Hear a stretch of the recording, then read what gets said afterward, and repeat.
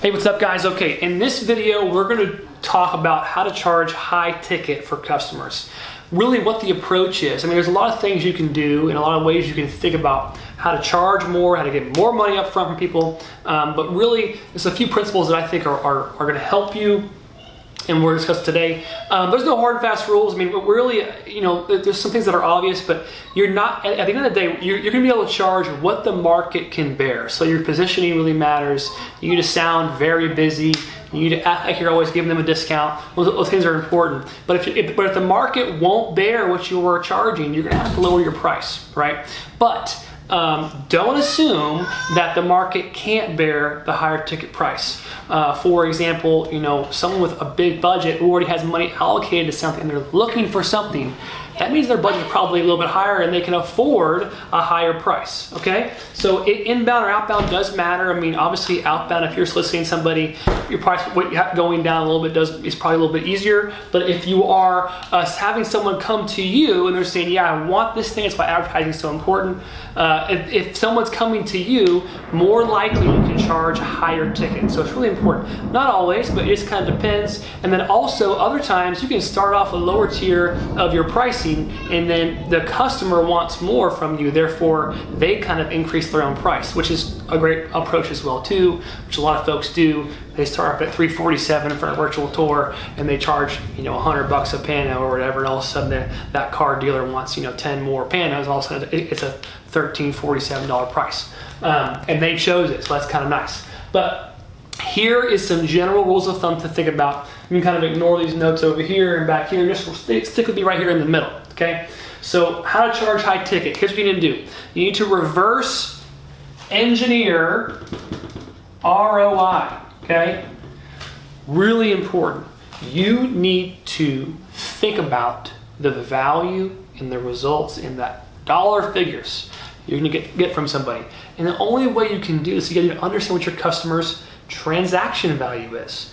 And if their transaction value is really low, or if they don't have much volume, they have a really high transaction volume, but it's basically the game of how much money am I going to make this person? What's our expected value? What can we expect from this? You need to reverse engineer that, and you need to think about it in annual terms. So speak in 12 months or annual.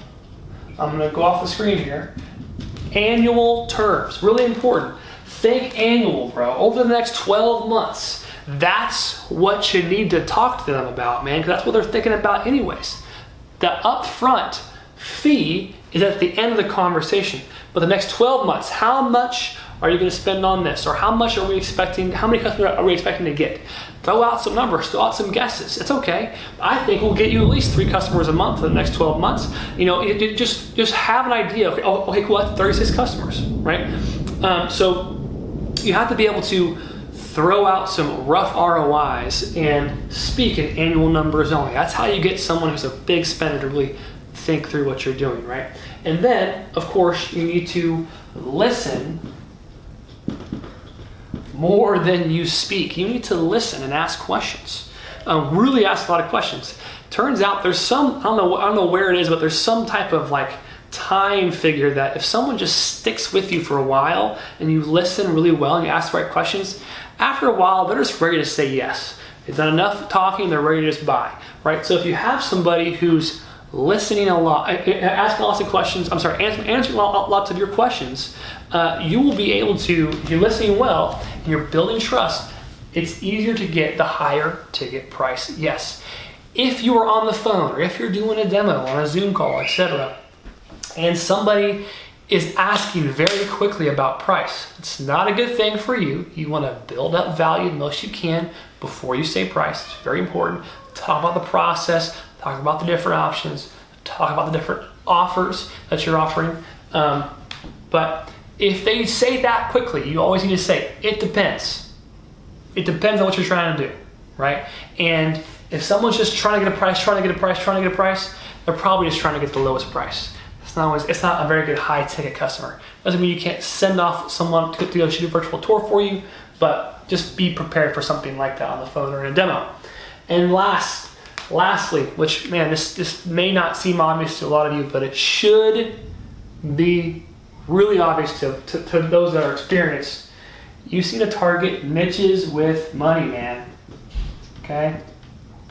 Find folks with money. Talk to folks with money. The more money they have, the more they can give you. That's it. Talk to folks with money. Ask them what their problems and pains are. Listen well. Ask them what it's like to have all those dreams come true, and would you pay for them?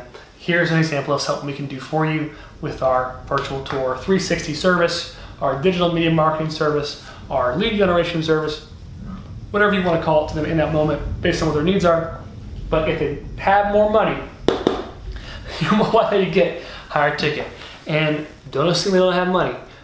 Ask questions, find out, prod, see if they have budget. Don't ask the question, what's your budget? That's not a question that people like to ask. I have no budget. I have tons of budget. I don't know. What's it cost? So at the end of the day, you need to ask questions that are leading to find out if it's a good niche for you. But most niches are pretty consistent. So if you target a specific commercial real estate firm, they're going to have higher budget than maybe a residential real estate firm, etc. If you target a university, they're going to have much higher budget because it's $40,000 per student or $100,000 per student versus if you target a daycare or whatever. Okay, I'm just throwing ideas. So some things to think about. Always talk in 12-month terms. Always talk reverse engineer ROI. Listen more than you speak. Target somebody with some money. And then, of course, if you have questions or concern, hop into our Facebook group at Virtual Tour Profit on Facebook. Check it out. Lots of people in there selling high ticket. Some folks are in there selling high ticket and they don't tell anybody because they don't want anybody to know what niche they're targeting, which is funny.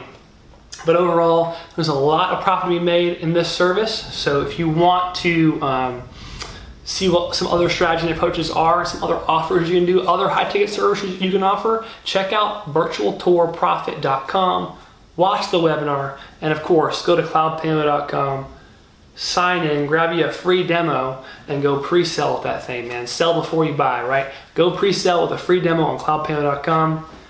I'll see you there.